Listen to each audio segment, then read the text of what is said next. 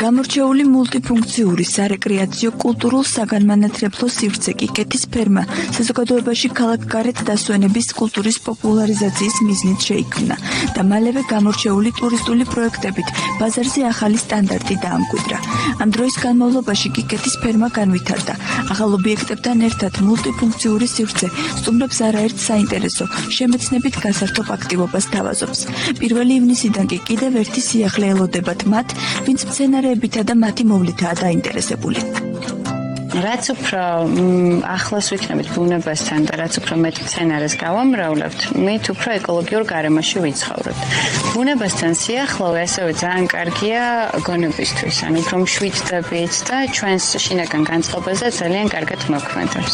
და ძალიან გვიხარია ხოლმე, როცა აქედან დადებითი ემოციებით სავსე მიდიან და ზრუნველობის სურვილი აქვთ ხოლმე. დღეიდან კიკეთის ფერმის შემეცნებით საგანმანათლებლო სივრცეში ფერდინანდის ფერმა ბავშვებისთვის და მოზარდებისთვის მწვანე გაკვეთილები დაემატება. ბავშვთა დაცვის საერთაშორისო დღესთან დაკავშირებით სიმბოლურად კურსის პირველი სტუმრები სკოლის მოსწავლეები იყვნენ. პროგრამის ფარგლებში მონაწილეები ფერმაში არსებულ მცენარეებს, მათ ფესვთა სისტემასა და გამრავლებას გაეცნენ. ამის ეგალი არის ფოთოლი.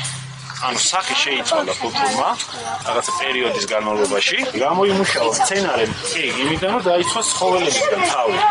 სხვადასხვა იმიდან რომ არ ჭამა მაგალითად ირემი არ მოვიდეს და ბუ არ ჩაკმიჩოს.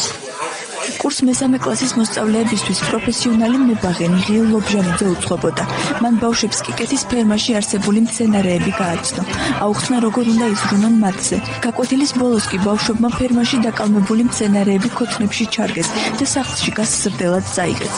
ერთდროულად სახალისო და შემეცნებითი პროგრამის დასასრულს ახალბედა მებაღეებს სერტიფიკატებიც გადაეცათ. მწვანე გაკვეთილები შეიქმნა ბუნებასთან დასაახლოვებლად. ანუ უნდა ვისწავლოთ გარემოს მოფრთხილება, მასზე ზრუნვა.